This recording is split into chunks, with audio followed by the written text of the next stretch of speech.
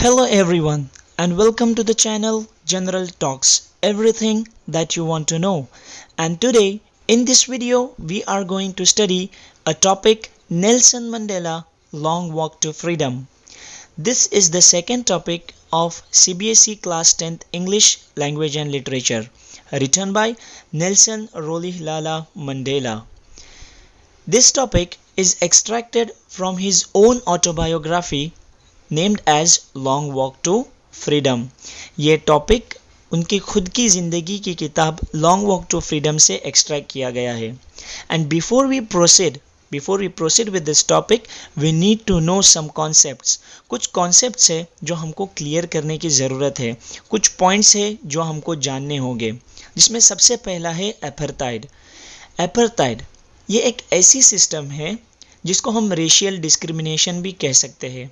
Racial discrimination मतलब कि किसी व्यक्ति को उसके कलर की वजह से लोगों से अलग करना, यानी कि गोरे और कालों में फ़र्क करना, गोरे और कालों को कैटेगराइज करने को रेशियल डिस्क्रिमिनेशन कह सकते हैं, जो कि उनके कलर के बेसिस पर होता है। यहाँ पर गोरे को और कालों को ऐसे कैटेगराइज किया जाता था कि उनकी सारी चीज़ें एक दूसरे से अलग होती थी। दूसरा है डेमोक्रेसी। डेमोक्रेसी यानी लोकशाही, जो कि हम जानते हैं government for people, by people and of the people. And it next is ANC। ANC is a political party named as African National Congress party. उसके बाद है ऑटोबायोग्राफी। ऑटोबायोग्राफी का मतलब होता है कि खुद की ज़िंदगी के बारे में लिखना। अब इस टॉपिक में हम ये भी जानने वाले हैं कि नेल्सन मंडेला और उनके फॉलोअर्स ने अपनी पूरी ज़िंदगी एपर्थाइड सिस्टम के खिलाफ लड़ने में लगा दी। और एक इम्पॉर्टेंट पॉइंट जिसको कोलोनाइजेशन कहते हैं। कोलोनाइजेशन का मतलब होता है कि कोई एक बॉडी दूसरे बॉडी पर रूल करे, उस पीरियड को कोलोनाइजेशन कहते हैं। हम आसानी से समझ सकते हैं ब्रिटिश रूल के पीरियड को। अब नेल्सन मंडेला को 30 साल की जेल भी हो गई थी क्योंकि वो एपर्थाइड सिस्टम के खिलाफ लड़ रहे थे। लेकिन जब वो जेल से बाहर आ गए 1994 में एक इलेक्शन हो गया जो कि डेमोक्रेटिक इलेक्शन था, और 3 सेंचुरीज के बाद यानी 300 सालों के बाद अफ्रीका में वाइट रूल ख़त्म हो गया था और Nelson Mandela becomes first black president of south Africa in 1994। 300 सालों के बाद नेल्सन मंडेला जो कि पहले ब्लैक प्रेसिडेंट हो गए थे साउथ अफ्रीका के, और 1994 में उनकी इनॉग्रेशन सेरेमनी हो गई थी। ऐसी इनॉग्रेशन सेरेमनी जिसमें 140 कंट्रीज़ ने पार्टिसिपेट किया था। मतलब यहाँ पर 140 कंट्रीज से लोग आए थे, और BBC के रिपोर्ट के अनुसार 252 सीट से नेल्सन मंडेला की पार्टी यानी कि ANC पार्टी जीत चुकी थी आउट ऑफ 400 सीट्स। और इनकी जो इनॉग्रेशन सेरेमनी थी ये यूनियन बिल्डिंग के एम्फी थिएटर जो कि प्रिटोरिया में है, वहाँ पर 10 मई को ऑर्गेनाइज की गई थी। So it was celebrated as on 10 May 1994।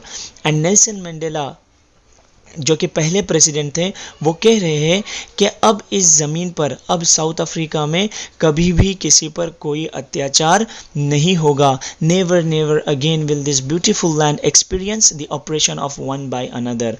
और इतनी खुशी का माहौल था 10 मई के दिन, इतनी खुशी का माहौल था जो कि प्रिटोरिया स्ट्रीट पर उस दिन देखा गया। और लोगों ने अपनी गैदरिंग से, अब ये जुबिलेंट मतलब क्या कि खुशी, हैप्पीनेस, जॉयनेस, कि लोग एक साथ होकर काले गोरे बिना किसी कलर के भेदभाव के या बिना किसी डिस्क्रिमिनेशन से सब एक साथ आकर नाचने लग गए, गाने लग गए। और ये सिस्टम ख़त्म हो रही थी, इसकी खुशी सब मना रहे थे, सबको इस बात की खुशी थी। काले और गोरे लोग सब एक साथ आकर they were enjoying that apartheid system came to an end. अब जो है इसके बाद हम जो टॉपिक के बारे में पढ़ रहे हैं वो बेसिकली एक स्पीच है। ये स्पीच जो कि नेल्सन मंडेला ने 10 मई को दी थी। वो कह रहे हैं कि 10th May dawn bright and clear, कि ये जो 10 मई की सुबह थी वो बहुत ही अच्छी थी। और वो कह रहे हैं कि उनको जो है एक दिन पहले या कुछ दिनों पहले दुनिया के अलग अलग पॉलिटिकल पार्टीज़ के वर्ल्ड लीडर्स के उनको खत आते थे या वो लोग आकर उनको मुबारकबादी देते थे। और ये जो गैदरिंग थी जो कि उनके इनाग्रेशन सेरेमनी में और 10 मई को जो लोग एक साथ होकर आ गए थे, ये बहुत ही ज़्यादा तादाद में थी जो एम्फी थिएटर यूनियन बिल्डिंग में ऑर्गेनाइज हो गई थी। अब ये क्यों हुआ था? Because it was an installation of non racial government. 300 सालों के बाद एक नॉन रेशियल गवर्नमेंट की स्थापना होने जा रही थी। अब उनके साथ उस वक्त उनकी बेटी डॉक्टर ज़ेनानी थी। और जब शपथ यानी स्वॉन लेने की बात आ गई तब मिस्टर डी क्लर्क जो कि सेकंड डेप्यूटी प्रेसिडेंट थे, पहले उनकी बारी थी। दूसरी बारी थी थाबो बेकी की जो कि फर्स्ट डेप्यूटी प्रेसिडेंट थे। अब वो बोल रहे कि जब मेरी बारी आ गई to uphold, to obey, to devote, वो बोल रहे कि जब मेरी बारी आ गई कि मैं कॉन्स्टिट्यूशन की सुरक्षा करूँ, उसको फॉलो करूँ और अपने आप को लोगों की रक्षा के लिए या लोगों की सेवा के लिए समर्पित करूं, तब उन्होंने एक स्पीच दी। टू डिवोट का मतलब क्या? समर्पित करना। अब उन्होंने अपने स्पीच में कुछ इंपॉर्टेंट पॉइंट्स बताए, कुछ अपनी यादें शेयर किए, तो प्लीज़ इस पर ध्यान दें। वो कह रहे हैं कि हमने एक ऐसी सोसाइटी को जन्म दिया जो कि बहुत सालों के बाद आई और हमने एक प्रॉब्लम को फेस किया था जो था अपार्थाइड सिस्टम, जिसकी वजह से दुनिया ने हमको अपने से अलग किया था। आज वही दुनिया के लोग हमारे साथ आकर इसको सेलिब्रेट कर रहे, हम उसके लिए उनके क्या है, शुक्रगुजार है। और हमने ऐसा अचीव किया है, हमने ऐसा ट्रांसफॉर्म किया है। तो आज इस अच्छे दिन के मौके पर हम एक शपथ लेते हैं। और किस बात की शपथ लेते हैं? कि हम अपने लोगों को उनकी गरीबी से, उनके डिस्क्रिमिनेशन से और उनके प्रॉब्लम से क्या करेंगे? आज़ाद कर देंगे।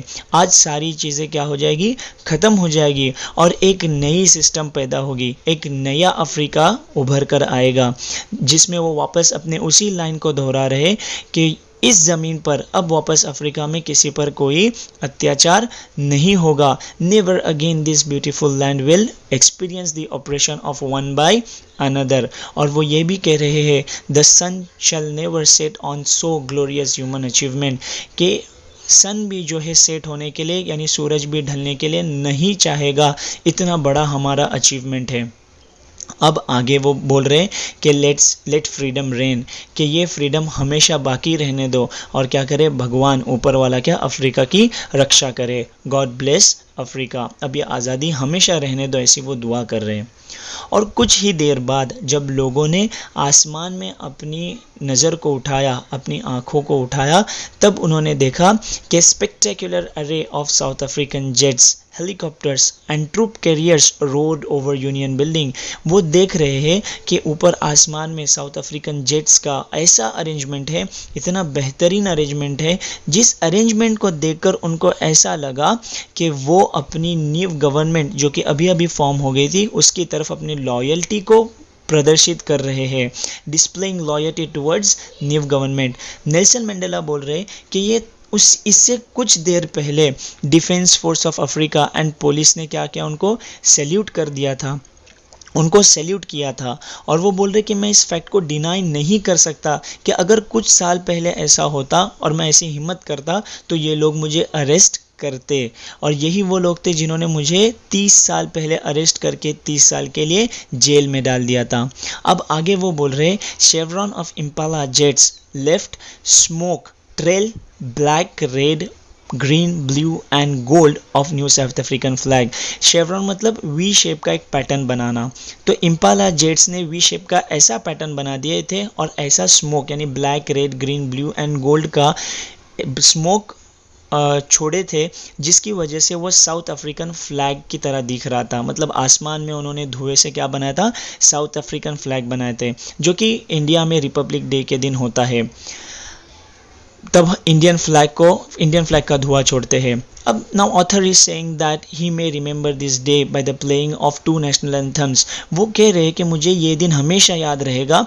क्यों? क्योंकि इस दिन जो है 2 नेशनल एंथम गाए गए थे, 2 अलग अलग नेशनल एंथम गाए गए थे।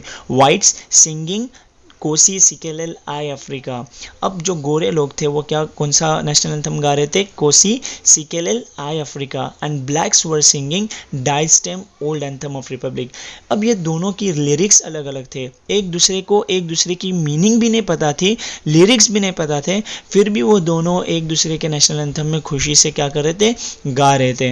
अब ये सब देखकर उनको जो है कुछ वो थोड़े इमोशनल हो गए थे, उनको कुछ पुरानी यादें याद आ रही थी। वो कह रहे कि आफ्टर एंग्लो बोयर वॉर मतलब जो अफ्रीका और इंग्लैंड के बीच वॉर हो गई थी, that is first decade of 20th century before my birth, यानी कि 1901 से 1901 से 1910 की वो बात कर रहे हैं कि जब light skin people patched up and form a racial discrimination against dark skin. वो कह रहे कि गोरे लोग जब एक साथ आ गए और वो एक साथ आकर उन्होंने एक रेशियल डिस्क्रिमिनेशन यानी काले लोगों को अपने से अलग करके उन पर जुल्म करना स्टार्ट कर दिया।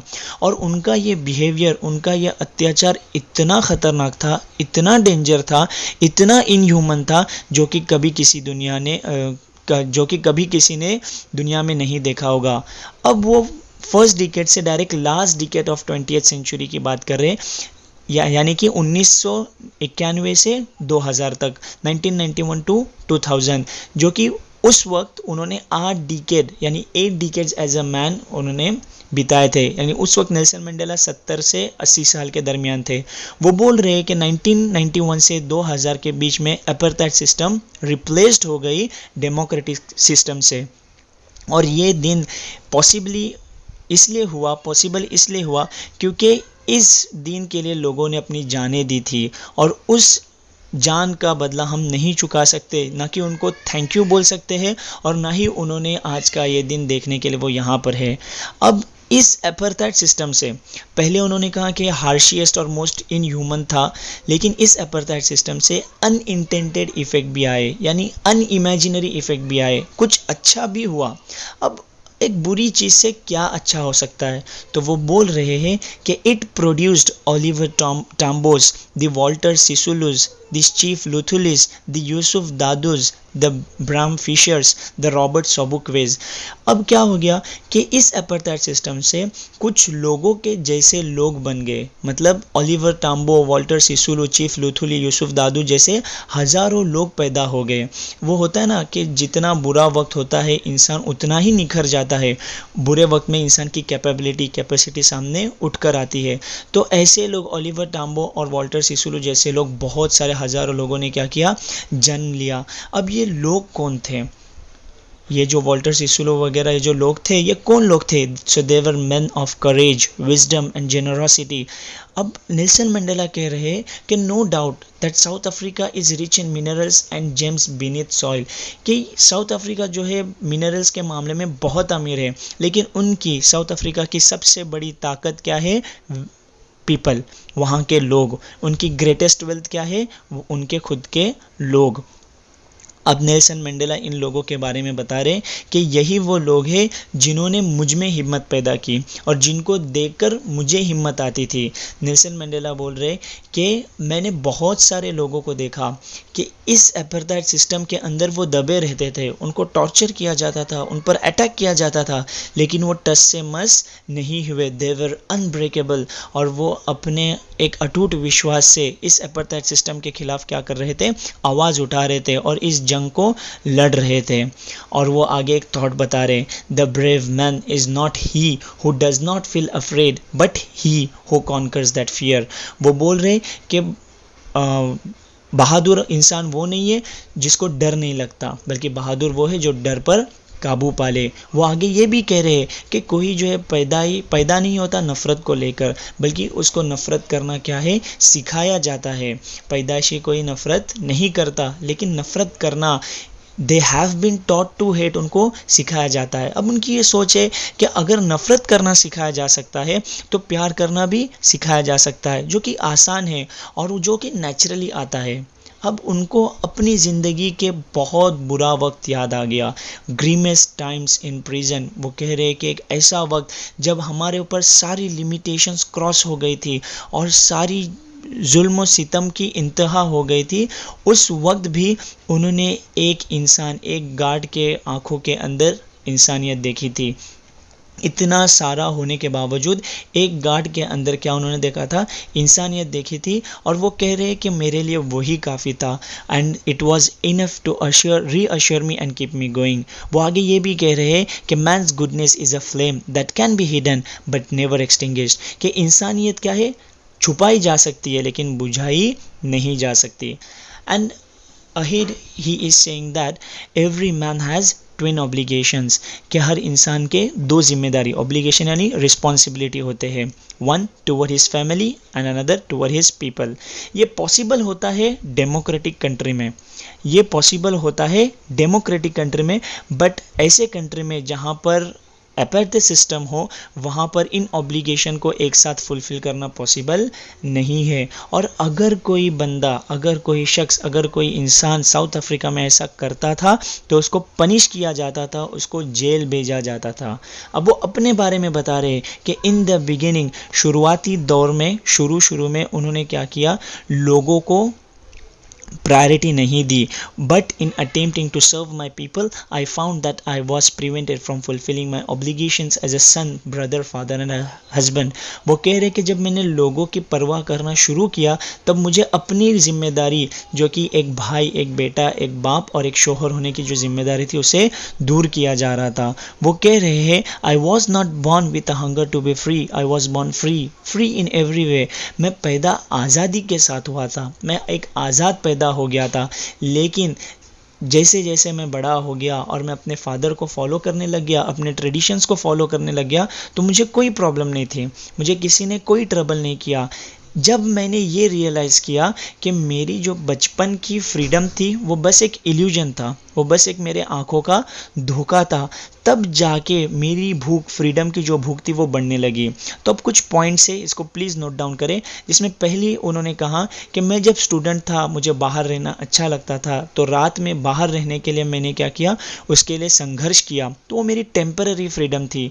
लेकिन जब वो और बड़े हो गए तो उन्होंने अपने पोटेंशियल से कुछ कमाने की फ्रीडम चाहिए, कि मैं जो चाहूँ वो काम कर सकूं और अपनी अर्निंग कर सकूं, अपने आप को फीड कर सकूं।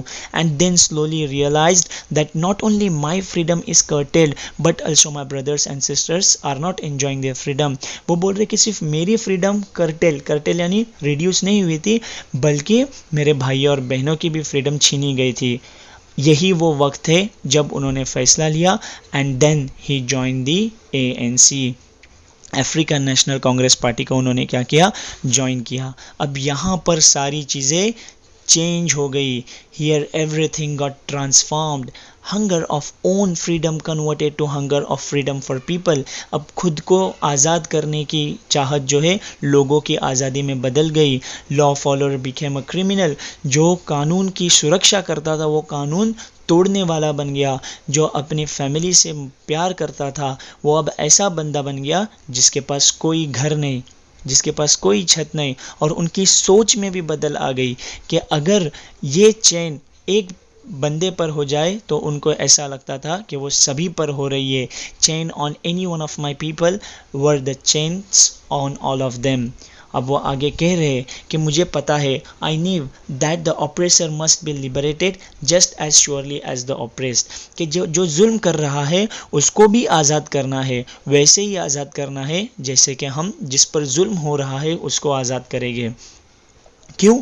Because he is locked behind the bars of the prejudice and narrow-mindedness। क्योंकि जो जुल्म कर रहा है वो तो उसको पता ही नहीं है कि उसके पास कोई सॉलिड रीज़न है ही नहीं कि वो जुल्म क्यों कर रहा है। Because he is lock behind the bars of prejudice. Prejudice यानी doesn't have any solid reason, कि कोई सॉलिड रीज़न ही नहीं है कि मैं भाई इसके ऊपर क्यों जुल्म कर रहा हूँ। अब इन दी एंड वो बोल रहे हैं the oppressed and the oppressor alike are robbed of their humanity. कि जो जुल्म कर रहा है और जिस पर जुल्म हो रहा है, दोनों की इंसानियत क्या की गई है? छीन ली गई है। इसके अंदर बहुत अच्छे थॉट्स बताए गए हैं, प्लीज़ इसको नोट डाउन करें। And hope that you have understand this topic. आपको यह टॉपिक समझ में आ गया होगा ऐसी उम्मीद करता हूँ। And even if you didn't understand this topic, please comment. If you have any doubt, please comment in the comment box so that we can sort it out. And if you haven't subscribed this channel, please subscribe, press the bell icon and share this with your friend. Thank you.